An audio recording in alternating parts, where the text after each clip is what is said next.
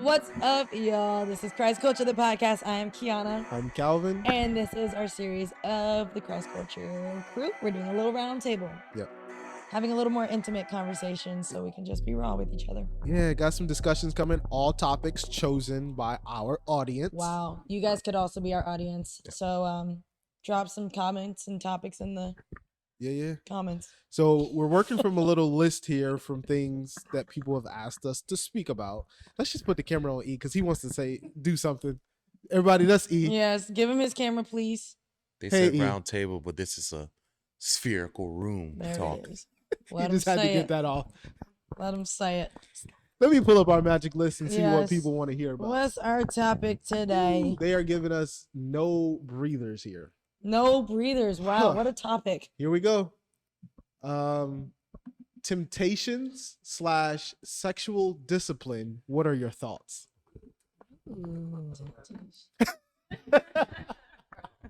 Of either. Those are kind of opposites. Hi, Mom. Yeah. Well, you can be tempted. Nah. I guess. It's just about temptations, like in general, and then, like, I guess, how do you maintain sexual discipline? So I'm gonna speak on the temptation part. Lately, I've been really tempted to eat chocolate cake, and I just don't understand why. And I feel like I've been having to fight that urge to eat chocolate cake. Mm-hmm. So that's my spiel on temptation. So go ahead. Oh wait, so we're gonna keep this on chocolate cake, right? So with this urge to eat chocolate cake, do you give in and eat the chocolate cake, or you resist it? I resist it. I try to find a sweeter alternative. Oh, so you find a substitute. Yeah, what is the sweeter alternative? Video games. Oh, okay. Okay. So let's dig into this here. Are you not a therapy session? Y'all want to be examples in role playing out here? Is the chocolate cake a specific thing, or is it just that you want sweets in general, like a dessert, and chocolate cake's just the face of that desire? I like where you're going with this. I think definitely it's sweets in general. Mm-hmm. Stomach has been getting big, but I think it's just sweets in general. And I need to strive to get back to the naturals. I need to be disciplined in finding my natural sweets and not my preservative sweets. So you said instead of eating the chocolate cake, you go to video games. So in life, say if we're tempted to do one thing, wouldn't you just be switching that temptation out for something else and not really getting to the root of the problem? Yes, I'm going from a negative to a positive. You're masking your emotion. When did this get turned into Jerry? This is real. No, that is no, but really, like you would just be masking it. You wouldn't really be getting to the root of the problem. Yeah. Wait, let's try this really quick. So, what is your definitive towards video games being a sweeter alternative? Because it takes my mind off of the root of all evil, which is chocolate. See, I don't think that switching to video games is masking. I think. Thank you, brother. Help me. Yeah. From the male perspective here, we can really argue this.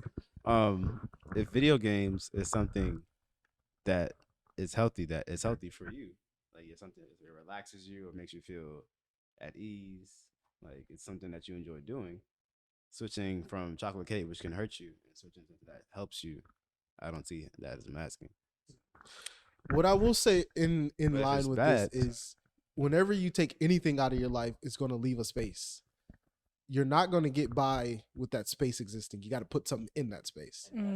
So if for you that's video games, yes. I also still agree with Tay that you need to address the reasoning behind wanting the sweets. Right. Because that's like the only real way you're going to be able to sustain that long term.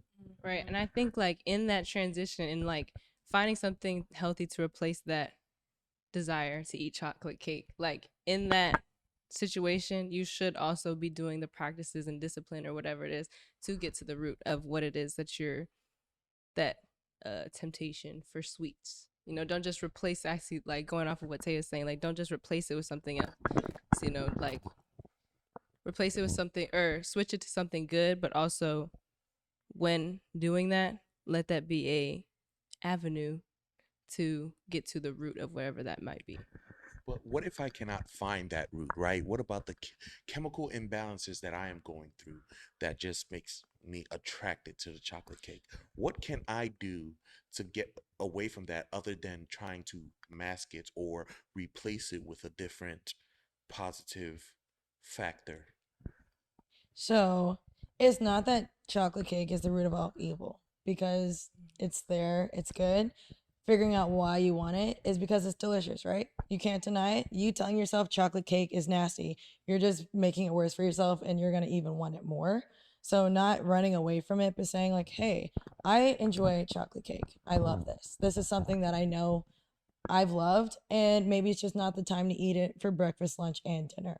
Maybe it's something that you have to get to, especially if you have a goal in mind. Maybe that's something that you treat as a reward after you've put it off for a while, after you've gone like gotten down to a certain, whether it's a weight goal or a muscular goal or even just pushing it off for a little while because you know that you have a temptation addiction to it, right? It's not that it's bad, it's just that it's not supposed to be in that season.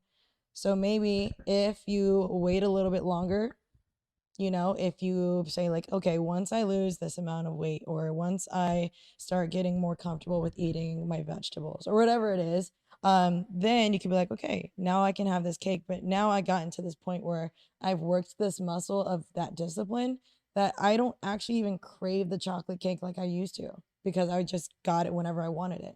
Now it's something that I realize, oh, that's something that I like know that I can wait for.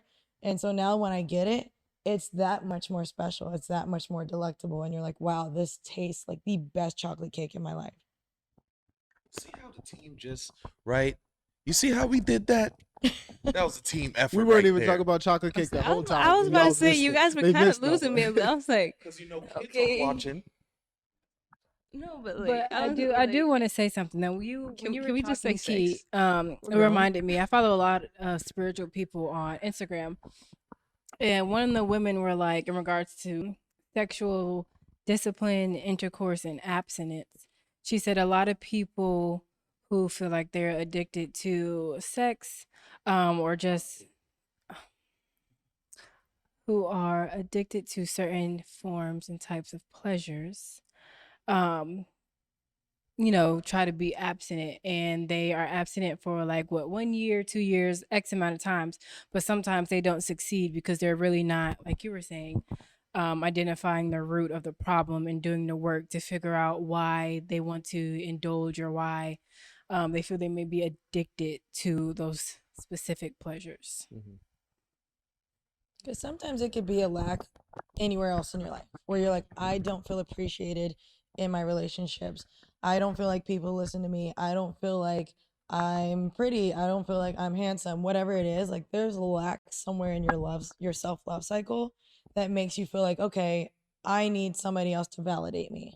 And that's probably where the root is of like feeling like we have these sexual temptations and that we need to act on it because deep down inside there's probably a doubt that we're not worthy of it if we let it pass by. Because sometimes, like, to be real, like that's a thing where it's like, oh, if I have something right in front of me, knowing that I could push it off, I'm gonna give it this one time because it's not so bad if I just let it happen this one time. But if that one time happens, if you think about it, like spiritually, you're opening up a portal to like let all these other things, all these other sins come in. It might not seem like so dramatic up front, but then you're starting to listen to like music that's talking about sex and you're watching these movies with sex in it and like all these other things and like wondering why, well, I feel really sexual right now. I think I need a partner who can satisfy me like that. Like it all comes in like one little thing at a time. Yeah. So we've been talking about quote unquote chocolate cake.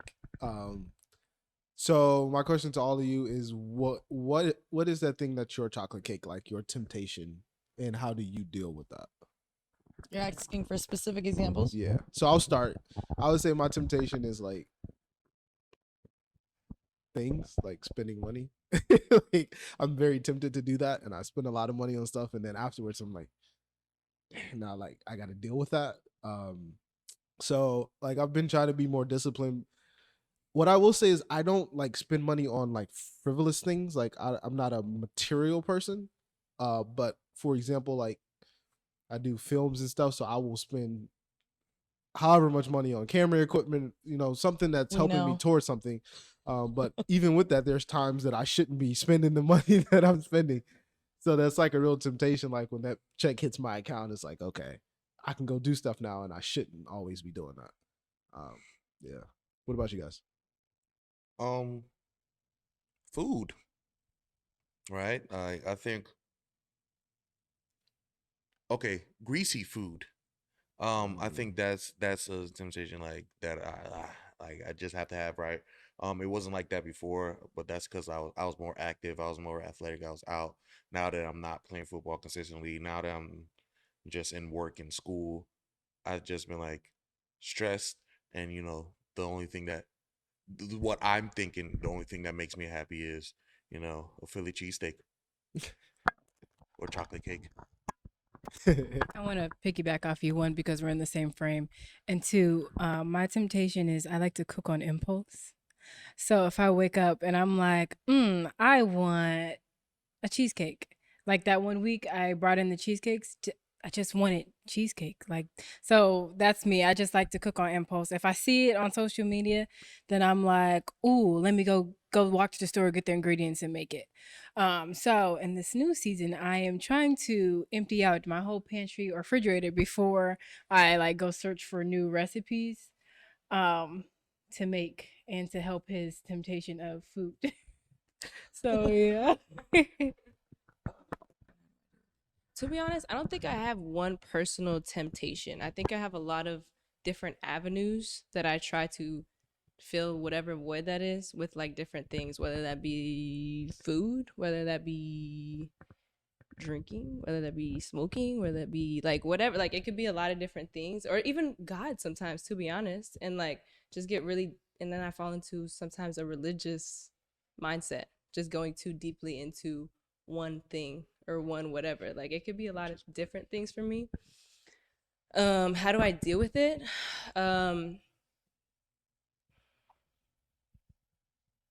Just coming back to my talking about it, definitely, with finding community to people to talk about it with, and coming back, and in that being able to come back to myself, like actually my true self, and like journaling helps me a lot. So writing everything down like super unfiltered and without like anything behind it, and just navigating through that, and then expressing it in different ways and more healthy ways, obviously communicating, coloring. I like to color. That helps me. You're so cute. And yeah, so a lot of different things for me that I fill those things with. I'm curious to hear Julian's. I think I know what it is, but I don't know if I know or not. Okay. So I think mine's is sports gambling and candy. I knew it. Right. Sugar and sports gambling. I think I get like really addicted to the idea of making a lot of money. And so I think with sports gambling, that's just like, oh, I can make quick money. So those parlays, they show you something that you can get. And it's not very realistic, but you're like, oh, I could get it. I put $5, I win $10,000. So I might as well do it. Same thing with the candy. It's just like, well, candy, I've always eaten candy since I was a kid. So that's something that I always kind of turn to. And how do I deal with it? To be honest, I don't really deal with the candy thing. Like, I don't even think about it. We can Not really do dealing it. with it. You probably think about non-ladies right now. Speaking of, sour grape. reminds me, I need to go to 7-Eleven. I try to do like sugar-free gum, and things like that for like a week. That didn't work out. But I've stopped doing sports gambling. I haven't done it in like 2 weeks. Proud of you. Do you take I regular just- trips to the dentist? To the no, He said, we're not going to take those risks here. Listen. just floss. But I replaced sports gambling with 2K. Even though I play 2K a lot, I just played a lot more. So it's like basketball. Just yeah. So yeah, it's mine. I think for me, it's not really like a thing, but more so like a mindset.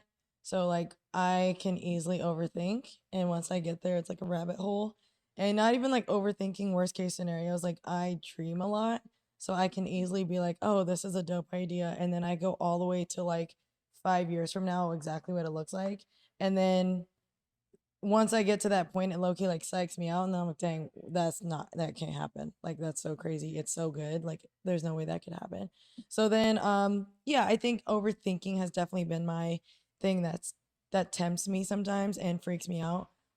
So what's been helping me practically lately, I think even like through like the last few months and talking with my therapist, but just like setting short-term goals for me if of like, okay, if this is the goal that I want, of whether it's a company or like living in a certain location or having a certain lifestyle, then I'm working almost in reverse of like, okay, what can I do this week? What can I do today? And what are the non-negotiables of my tasks for today? And it's not even about like having big things. It's just fulfilling things within my purpose, which is what I believe God places in my heart, but at the same time, when I see it, when like God places a vision in your heart, it's like, oh, whoa, that's too big. What do you mean? But then I'm also like, that's so big. Let's do it.